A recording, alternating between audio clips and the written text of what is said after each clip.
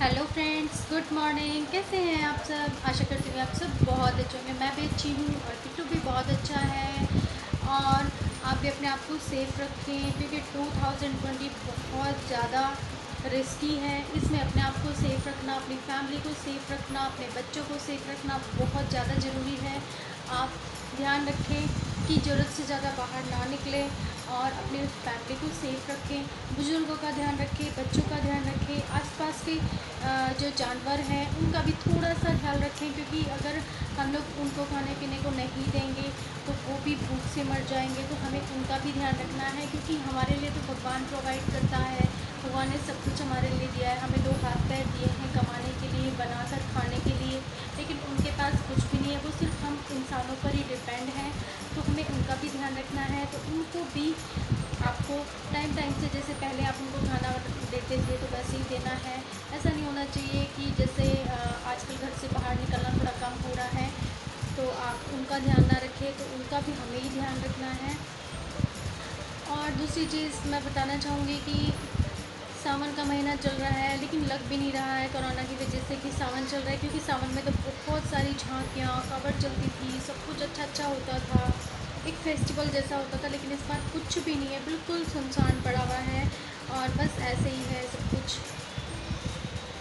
तो चलिए आज का प्रोसेस देखते हैं क्या क्या मैं वीडियो में करती हूँ। और अगर आप मेरे चैनल पर नए हैं तो सब्सक्राइब कर लेना, वीडियो को लाइक कर देना अगर आपको पसंद आती है, क्योंकि इसी से, लाइक करने से मेरी हिम्मत बढ़ती है, मुझे हिम्मत मिलती है कि शायद आपको मेरी वीडियो अच्छी लगी है तभी आपने उसको लाइक किया है। तो प्लीज़ जल्दी से जाके वीडियो को लाइक कर लो, बेल आइकन को प्रेस कर लो, फिर जिससे कि मेरे आने वाली सभी वीडियोस की नोटिफिकेशन सबसे पहले आपके पास पहुंचे और आप कोई भी वीडियोस या फिर ब्लॉग मिस ना कर पाएँ।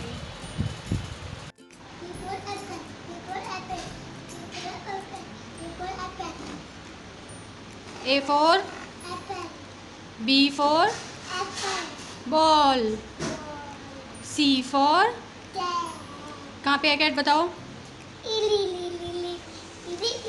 D for dog, E for, बताओ कहाँ है, ई फॉर कहाँ पे है, एलिफेंट, एफ फॉर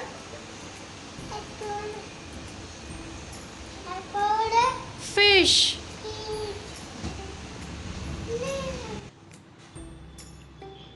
तो देखिए यहाँ से किट्टू के नखरे स्टार्ट हो चुके हैं। किट्टू को गुस्सा आ रहा है, पता नहीं किस बात पर बच्चे गुस्सा हो जाते हैं। मैं बार बार बोल रही हूँ कि बेटा इस कमरे में बहुत ज़्यादा गर्मी हो रही है, आप दूसरे कमरे में चलो, तो लेकिन नहीं जा रहा है, बोलने से भी नहीं जा रहा है और बार बार बोल रहा है कि नहीं मुझे नहीं जाना है, मैं यहीं पे हूँ। पता नहीं आजकल के बच्चे इतना गुस्सा कैसे कर लेते हैं या फिर ये कैसे सीख लेते हैं, भगवान जाने इनके साथ ऐसा होता क्यों है। तो अब मैं आ गई हूँ मंदिर में पूजा करने, और किट्टू का तो आपको पता ही है, जैसे ही मैं पूजा करने आती हूँ वो भी मेरे साथ आ ही जाता है। तो अब किट्टू और मैं पूजा करते हैं दोनों।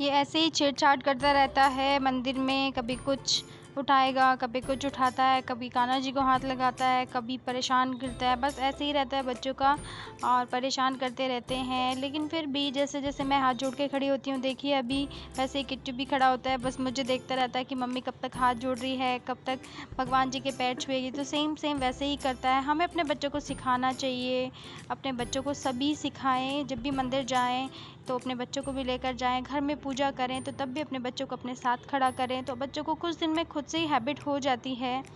तो आप लोग सभी ऐसा किया करें क्योंकि बच्चों में अच्छे संस्कार और ये सब चीज़ें सिखाना बहुत ज़रूरी है, क्योंकि ये चीज़ हमारे समाज से बिल्कुल हटती जा रही है। हमारे बच्चे भगवान पे विश्वास करते ही नहीं हैं, तो हमें अपने बच्चों को ये सब चीज़ सिखानी होगी।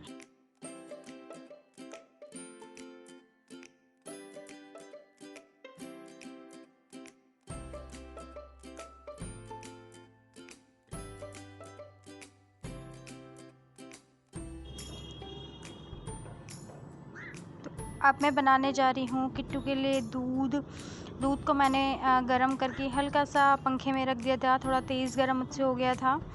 तो अब मैं उसको हिला के शुगर मिक्स करके किट्टू को दे देती हूँ, क्योंकि उसको भूख लगी थी। बोल रहा था बार बार जब मंदिर में खड़ा था, मम्मा भूख लगी है, दूध चाहिए। तो मैं किट्टू के लिए दूध बना रही हूँ और किट्टू अब दूध पी लेगा। तो देखते हैं अब आगे आगे क्या क्या होता है। मैं इसको बोल रही हूँ कि चलो आप रूम में चलो लेकर और मैं आती हूँ। तो बोल रहा था नहीं आप चलो मेरे साथ और मुझे खुद से दूध पिलाना।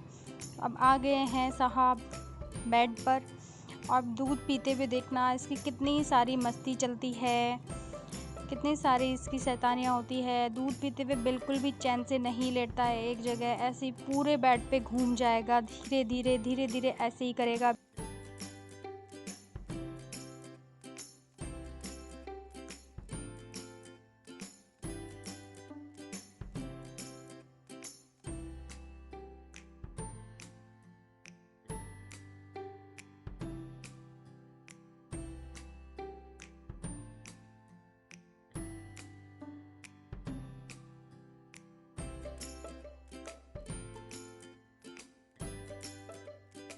तो देखिए कहाँ से लेटा था और कहाँ पर पहुँच गया। अभी तो देखना कितने चक्कर लगा देगा ये बैठ के। वो तो ज़रा मैं बैठी हूँ तो इस वजह से थोड़ा सा कंट्रोल है, अदरवाइज़ पूरे बेड पे घूम जाता है। सोते हुए भी रात को यही प्रॉब्लम है, पूरे बेड के 4 चक्कर लगा देगा, ऐसे ही रहता है बस इसका। अब देखिए लेटने का स्टाइल, कितने स्टाइल में दूध पी रहा है किट्टू।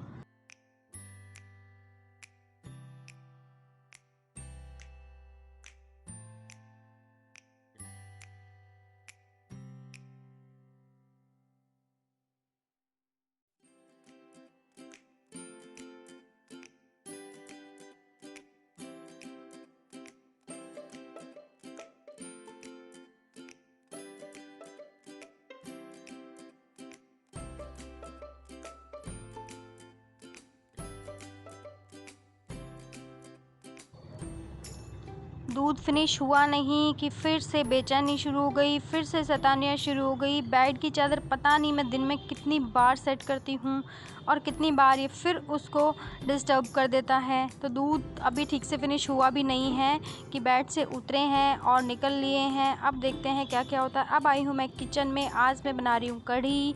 तो आ जाइए आप लोग भी, लंच रेडी होने वाला है, आप लोग भी हमारे साथ लंच करें। तो कढ़ी लगभग मेरी बनने ही वाली है, बस थोड़ा सा इसको बॉयल होना है। इधर मैंने एक साइड बना के रख दी थी पकौड़ियाँ। अब जैसे ही बॉयल हो जाएंगी उसमें मैं पकौड़ियों को ऐड कर दूँगी और सब कुछ काम लगभग फ़िनिश हो चुका है। चावल भी मेरे बन चुके हैं। तो लगभग लंच का काम तो मेरा रेडी हो ही चुका है। तो देखिए अब मैं आई हूँ किचन में, फिर से किचन में आई हूँ। तो अब मैं क्या करती हूँ,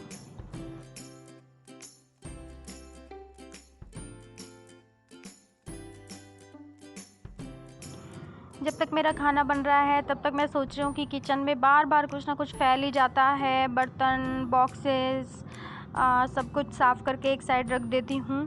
तो तब तक मेरा काम होता है। तो 2-4 बॉक्स वगैरह डब्बे सारे साफ़ कर लेती हूँ, उनको सेट कर देती हूँ, स्लैब को साफ़ कर देती हूँ। और थोड़ा बहुत जो जब कढ़ी बनाते हैं तो आपको पता ही है वो थोड़ा बहुत इधर उधर फैल ही जाती है। जब बॉयल आता है तो वो आसपास गिरती ही है, तो मैं बीच बीच में उसको भी साफ़ करती हूँ। तो अब देख रही हूँ कि कढ़ी कितनी बन चुकी है, लगभग बनने वाली है।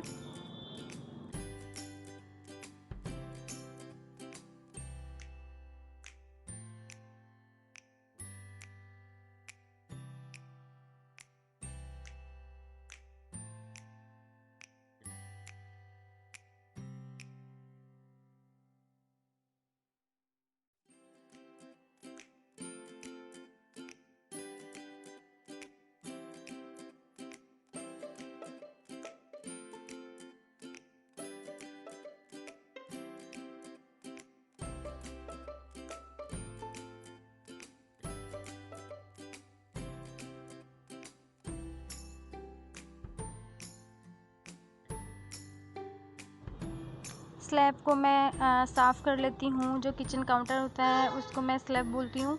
तो ये मेरी सफाई हो चुकी है और अब बस थोड़ा सा लंच का काम रहता है, क्योंकि मेरा तो फास्ट है लेकिन बाकी सब लोगों को लंच कराना है। तो सब लोगों के लिए लंच भी लगभग रेडी है और किचन की जो बिल्कुल हल्की हल्की सी सफाई है वो भी हो ही चुकी है। लेकिन बस थोड़ा बहुत काम फिर भी रहता ही है, पूरे दिन का काम रहता है किचन का तो, और लेडीज़ का काम कभी ख़त्म होता ही नहीं है। तो मुझे लगी थी बहुत ज़ोर से प्यास, तो मैं पी लेती हूँ पानी।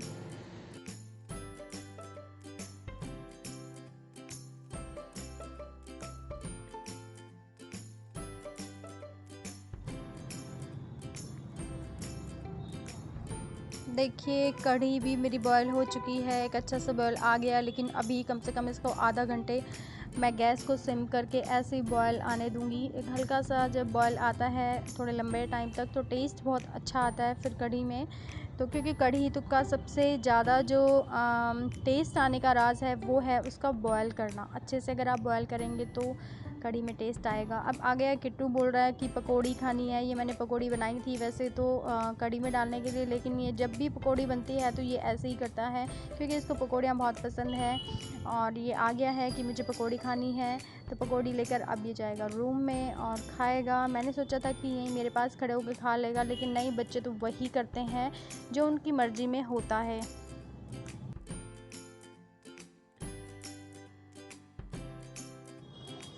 मैंने कुछ थोड़ी सी शॉपिंग की थी तो मैंने सोचा कि आपके साथ वो भी शेयर करती हूँ। तो अब देखिए ये मैं लेकर आई हूँ कप। मेरे पास वैसे जो वाइट वाले बॉन चाइना के कप होते हैं वो तो काफ़ी सारे थे, लेकिन मेरे पास इस टाइप के कप नहीं थे। फ़िश का शेप इसका है, जैसे फ़िश के ऊपर एक डिज़ाइनिंग होती है वैसी है। ये मैं लाई हूँ एक ट्रे, वाटर ट्रे, और ये भी मुझे काफ़ी अच्छी लगी, लाइट लाइट से कलर की है। ये सेकंड वाली ट्रे है। इसके जो मुझे अच्छा लगा, ये फ्लावर्स दोनों साइड में लाइटिंग कलर के हैं और इसकी शेप मुझे काफ़ी अच्छी लगी है। दोनों साइड से हैंडल है पकड़ने के लिए। और भी कुछ आपको दिखाती हूँ कि मैं क्या लाई हूँ, क्योंकि किचन के काम या फिर घर के सामान कभी ख़त्म होते ही नहीं है। ये थोड़े से मैं बॉक्स लाई हूँ क्योंकि बार बार मुझसे क्या होता था, मैं मसाला जो दानी होती है उसमें रखती थी, लेकिन कभी कभी मुझसे मिक्स हो जाता था, कभी हाथ लग जाता था, मेरा खुद का ही ऐसा होता। तो मैंने सोचा ये अलग अलग से ले लेती हूँ, कभी कभी उसमें रख लूँगी, कभी इसमें रख लूँगी, तो थोड़े से अच्छे भी लगे। डिज़ाइनिंग सेम सेम सी लगी मुझे, जैसी ट्रे के ऊपर थी थोड़ी मैचिंग भी हो गई, तो मैंने सोचा चलो इनको ले लेती हूँ, ये मुझे अच्छे लगे हैं। Hello, good evening friends. शाम का हमारा टाइम हो चुका है 5:30 और मैं थोड़ा सा सो गई थी क्योंकि आज मुझे बहुत थकान हो गई थी। तो सोने के बाद अब हमारा टाइम हो चुका है चाय का, तो चाय लेकर मैं आई हूँ अपने रूम में और आपसे सोचा है कि थोड़ी सी बातें भी कर लेती हूँ, क्योंकि पूरा दिन हो गया आपसे बात करने का भी बिल्कुल टाइम नहीं मिला है। तो सोचा कि चलो आप सब लोगों से बात कर लेती हूँ, क्योंकि जब तक आप लोगों से बात नहीं होती है तब तक ऐसे ही अधूरा अधूरा सा लगता है। तो दोस्तों बात करना चाहूँगी कि क्या आजकल इस दुनिया में मैंने कुछ ऐसा देखा है कि लड़की की वैल्यू कहने को तो बहुत ज़्यादा है, लेकिन लड़कियों की वैल्यू कुछ भी नहीं रही है आज की दुनिया में। क्योंकि एक पेरेंट्स अपनी बेटी को पढ़ा कर लिखा कर इतना बड़ा कर देते हैं, उसके बाद फिर वो ससुराल जाती है, वहाँ जाके उसकी लाइफ इतनी चेंज हो जाती है। कईयों की लाइफ तो बहुत अच्छी बन जाती है, लेकिन कुछ लड़कियां तो बिल्कुल बर्बाद ही हो जाती है। पता नहीं क्यों हमारा समाज ऐसे करता है कि बहू और बेटी को एक जैसा क्यों नहीं समझता है। तो हमें एक जैसा समझना चाहिए, क्योंकि अगर हम किसी की बेटी को अपने घर पर लेकर आए हैं तो हमारी बेटियां भी किसी और के घर पर गई हैं। अगर हम अपनी बेटी को खुश देखना चाहते हैं तो हमें अपनी बहुओं को भी खुश रखना चाहिए। तो इन चीज़ों का बहुत ध्यान रखना चाहिए, लेकिन हमारा समाज बिल्कुल भी इस चीज़ को एक्सेप्ट ही नहीं करता है। पता नहीं क्यों बहुओं को तो ऐसा समझता है कि इसमें जान ही नहीं है, एक बिल्कुल जानवर के तरह से भी नहीं समझते, मैं कह रही हूँ। क्योंकि हमारे ऐसी पड़ोस में कुछ आज हुआ था, इसी तरह की कोई घटना हुई थी। तो मैंने सोचा कि चलो थोड़ा सा मेरा मूड ऑफ था उस चीज़ को लेकर, तो आपसे इस चीज़ को शेयर करती हूँ, आपके व्यूज़ जानती हूँ क्या है। तो आप मुझे बताना कि क्या आपके आसपास भी ऐसे होता है। मैंने कई सारी लड़कियों का ऐसे देख लिया कि वो शादी करके आते हैं बड़ी खुशी के साथ सब कुछ, पता नहीं किसकी गलती रहती है, क्या रहता है, बिल्कुल तहस नहस हो जाता है ना। सास एक्सेप्ट करती है, नंद एक्सेप्ट नहीं करती है। और जहाँ तक मैंने देखा है ना कि अगर लड़की दुखी है ससुराल में, तो उसका सबसे बड़ा मेन कारण जो होता है वो सास और नंदों का होता है। क्योंकि हमारी बहनें भी हैं, हमारी बेटियाँ भी हैं, सब कुछ है।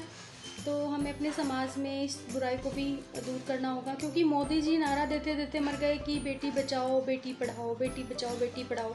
और वो बेटियां बच का रही हैं, कितनी सुसाइड कर लेती हैं शादी के बाद। अरे माँ बाप तो पढ़ा लिखा के बड़ा कर देते हैं, लेकिन उसके बाद जब शादी करके वो जाती है तो माँ बाप की ज़िम्मेदारी कुछ भी नहीं रह जाती, सब कुछ उनके ससुराल की ज़िम्मेदारी होती है। और हर एक बेटी जब जाती है अपने ससुराल, तो वो उसी घर को अपना समझती है, अपने मायके को वो बिल्कुल भी अपना नहीं समझती। उस घर की जिम्मेदारियाँ उसकी होती है, सब कुछ वो करती है। फिर भी ऐसा क्यों होता है मैं नहीं जानती। बस मुझे अच्छा नहीं लगा, बिल्कुल भी अच्छा नहीं लगा। तो सोचा कि चलो आप लोगों से बातें करती हूँ, थोड़ा मेरा मूड फ्रेश हो जाएगा। लेकिन ये चीज़ बिल्कुल भी अच्छी नहीं है। देखो, मुझे बहुत दुख होता है इस चीज़ को लेके कि कोई अपनी बेटी को इतना पढ़ा लिखा के बड़ा कर देता है, पाल पोस के दूसरे के हाथ में दे देता है। वो क्या सिर्फ ये दिन देखने के लिए ऐसे करते हैं? तो प्लीज़, सबकी बहन बेटियां एक जैसी होती हैं। हमारा समाज ही कुछ ऐसा है कि इस समाज को चेंज करना हमारे लिए बहुत ज़्यादा मुश्किल भी है। और अगर चाहें सब अपने अपने में चेंज कर लें तो कुछ भी मुश्किल नहीं है। तो आप मुझे अपने व्यूज़ भी बताएं, क्या आपके आसपास भी ऐसा होता है कि बहुत सारी भाभियाँ या फिर दीदी अ, परेशान है ससुराल में। वो कई बार तो इतनी ज़्यादा परेशान हो जाती हैं कि सुसाइड तक कर लेती हैं लड़कियाँ। लेकिन ऐसा बिल्कुल भी नहीं होना चाहिए। मैं उन लड़कियों के लिए एक मैसेज छोड़ती हूँ कि जो आपको परेशान करता है तो उनको जी कर दिखाओ, उनको हिम्मत दिखाओ कि हमारे अंदर हिम्मत है आप लोगों से ज़्यादा। लड़ना किसी से भी नहीं है, लेकिन हाँ, अगर आपके साथ कुछ गलत हो रहा है तो आप उसके खिलाफ़ बहुत ऊंचाई तक आवाज़ को उठा सकती हैं और आपकी आवाज़ सुनी जाएगी। लेकिन फिर भी हमारी लड़कियां ऐसी होती हैं कि वो समाज की इज़्ज़त की वजह से, अपने पेरेंट्स की इज़्ज़त की वजह से डर जाती हैं, या फिर इज़्ज़त को रखने की वजह से बोल ही नहीं पाती हैं। तो आपको ऐसा बिल्कुल भी नहीं करना है, क्योंकि हमारा समाज किसी मरी हुई लड़की को एक्सेप्ट नहीं करता। क्योंकि मरने के बाद भी हमें कायर बोला जाता है। तो इससे अच्छा है कि ज़िंदा रहते हुए आप लड़ो, आप अपने हक के लिए बोलो, आप कानून की मदद लो। लेकिन आप बिल्कुल भी पीछे हटने की ज़रूरत ना समझें, सुसाइड ना करें, हिम्मत बना के रखें। क्योंकि आपकी फैमिली आपके साथ है, सब आपके साथ है, समाज भी आपके साथ है, कानून आपके साथ है। तो आप उसकी भी मदद ले सकती हैं। सबसे पहले समाज की मदद लें, अपने घर वालों की मदद लें, उसके बाद जो भी होता है वो ठीक होगा, अच्छा होगा। और सेफ़ रहें अपने घरों में, सब कुछ अच्छा ही करें। Thank you. तो आज के ब्लॉग को मैं एंड करती हूँ। तब तक के लिए बाय बाय। अब टाइम हो गया है 5:15 के आसपास का, नहीं 5:30 हो रहे हैं, 5:30 हो गए हैं। तो बस आज के ब्लॉग को यहीं पे एंड करती हूँ। तो आप मुझे अपने व्यूज़ ज़रूर बताना, क्या आपके आसपास भी ऐसे होता है? मुझे अच्छा नहीं लगा आज बिल्कुल भी ऐसा देखकर कि उन भाभी के साथ कुछ ऐसा हुआ, गलत कुछ हुआ है। मैं अगर डिटेल में आपको कुछ पूछना है तो नेक्स्ट वीडियो में मैं आपके लिए डिटेल में बताऊँगी उनके साथ क्या क्या हुआ है, क्या क्या घटना उनके साथ घटी है, मैं सब कुछ आपको बताऊँगी। तो दोस्तों, तब तक के लिए bye bye, good night, love you. मिलते हैं नेक्स्ट ब्लॉग में। Love you, bye bye.